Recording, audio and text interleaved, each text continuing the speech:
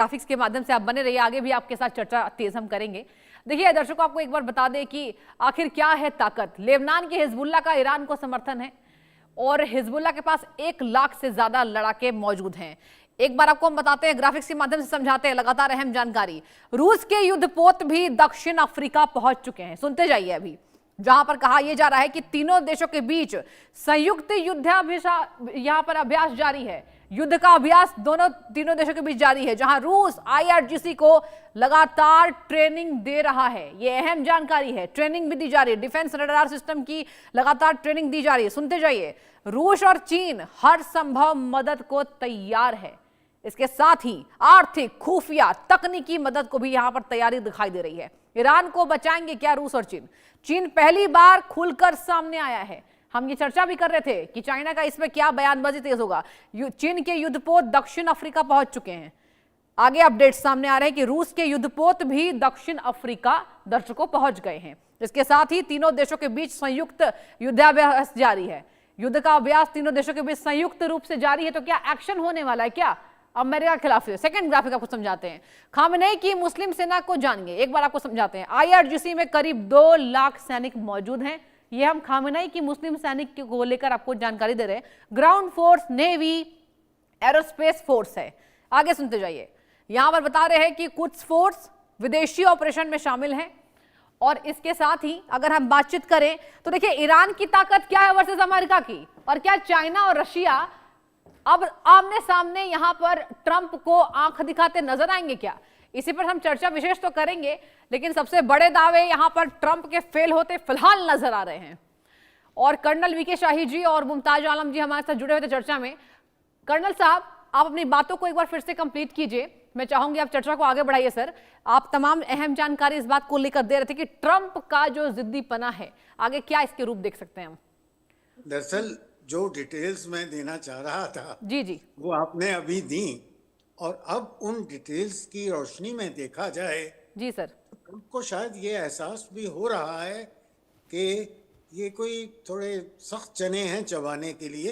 इतना आसान काम नहीं है जी जिस सर। तरह से उन्होंने गए और वो मियाँ बीवी को उठाकर ले आए। इतनी आसानी से ईरान सकम्ब करने वाला नहीं है, झुकने वाला नहीं है। और मुस्लिम वर्ल्ड्स को जैसा वो सोच रहे थे कि उन्होंने प्लीज कर लिया है और किसी ना किसी टैरिफ के या प्रेशर में वो कोई ईरान का साथ नहीं देगा, वो सूरत अब नजर नहीं आ रही। आपने स्वयं वो लोग गिना दिए जो मैं बताना चाहता था कि अब अमेरिका की पॉलिसी के अगेंस्ट खुलकर सामने आ गए हैं। ऐसी सूरत में ट्रंप को शायद 2 बार नहीं 4 बार विचार करना पड़ेगा कि क्या वो इस, मैं शब्द यूज करूंगा, दादागिरी कितना अच्छा और कहां चला सकता है। हर जगह ये चलने वाली नहीं है और ये बात अब खुलकर सामने आ गई है। ठीक है सर, एक बार मैं मुमताज जी भी अगर अमेरिका कुछ वेंचर करता है तो फिर मैं समझता हूँ ये तीसरे महायुद्ध की एक आहट बन जाएगी और वो निर्णय एक बड़ा कठिन निर्णय होगा अमेरिका के लिए। ठीक है सर, एक बार मैं मुमताज आलम जी का रुख करूंगी। मुमताज जी, इस्लामिक स्कॉलर के तौर पर ये दर्शकों को समझाइए कि आपको लग रहा है कि जुर्म के खिलाफ जो लगातार जुल्म हो रहे हैं, ईरान ऐसा दिखा रहा है, और देखिए खामेनेई भी कह रहे हैं कि अमेरिका का द्वारा किया गया सारा कुछ है। ये बताइए मुमताज जी, क्या ऐसी टिप्पणी सामने आ रही है कि जुल्म के खिलाफ मुस्लिम देश ईरान खड़ा है, तो बाकी जितने भी कंट्रीज हैं, मुस्लिम्स और इस्लामिक कंट्रीज हैं, उनको एक यहां पर चेतावनी देने की कोशिश है कि अगर हम पीछे हटेंगे तो ये हो सकता है?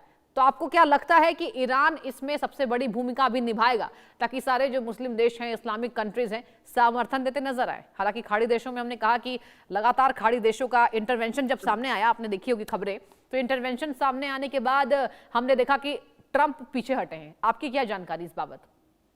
दृष्टि जी, सबसे पहले तो ये कि बात यहाँ पे मुस्लिम देशों की नहीं है।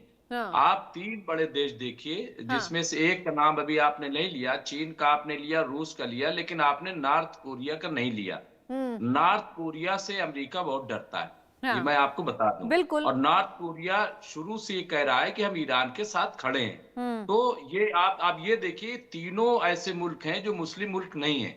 जिन मुस्लिम मुल्कों की बात कर रही हैं, अगर इनमें इतना दम होता, मैं बहुत साफ साफ कह रहा हूं, तो फिर ये गाजा में भी कत्लेआम रोक देते, गाजा में भी जुल्म रोक देते। भाई आपके सामने है ना कि कितना जुल्म हुआ। क्या इनमें से किसी ने उनको रोका इजराइल को? अब तो अमेरिका कैसे रोक देंगे?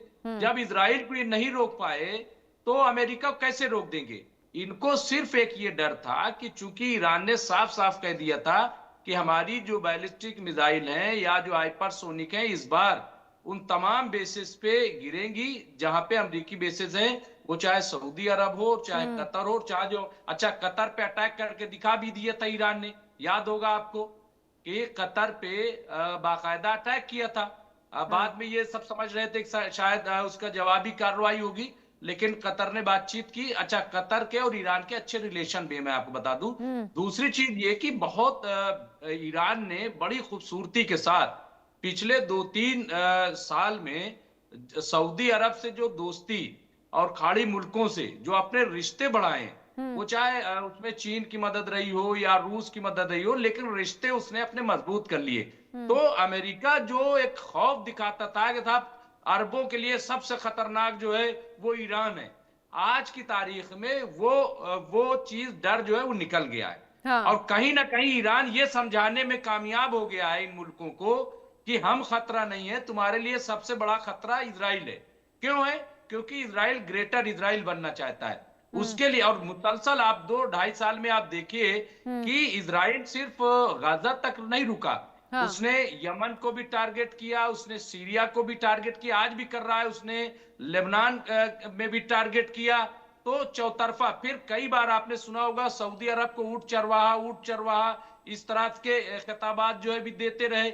ये तमाम चीजें, और ईरान इधर से उनको ये कहता रहा, देखिए हम तो ये सब नहीं कहते और ये आपको कह रहे हैं, तो इनके मंसूबे जो है वो मेरे मंसूबे तो नहीं, मैं तो 2000 किलोमीटर दूर बैठा हूं, 3000 किलोमीटर, आपको मुझसे कैसे खतरा हो सकता है? खतरा ये है जो ग्रेटर इजराइल। तो ये तमाम ऐसी चीजें हैं जो इनको समझ में आई।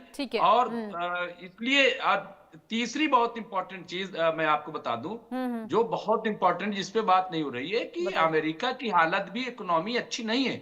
इकोनॉमिकल सतह पर वहां पे प्रोटेस्ट चल रहे हैं, आप देखिए वहां लाखों लाख लोग निकले हुए हैं। फिर नाटो जो है उनके साथ अमेरिका के रिश्ते अच्छे नहीं है। टैरिफ वार की वजह से पूरी दुनिया नाराज पड़ी है।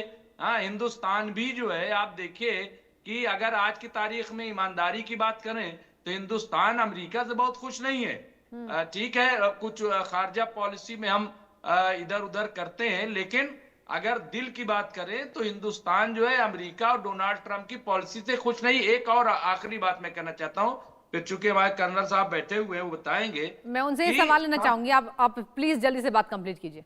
जी, मैं आखिरी बात बस, देखिए डोनाल्ड ट्रंप को सबसे बड़ा खतरा अपनी सीट को लेकर के, ठीक है, तो तख्ता पलट करना चाहते थे, लेकिन उनका तख्ता पलट खुद न हो जाए। ठीक है, देखिए समय की कमी है, मैंने पहले ही बता दिया था। और आप दोनों का बहुत बहुत शुक्रिया तमाम चर्चा में शामिल होने के लिए। और अब एक वक्त छोटे से ब्रेक का, आप देखते रहिए इंडिया न्यूज लगातार।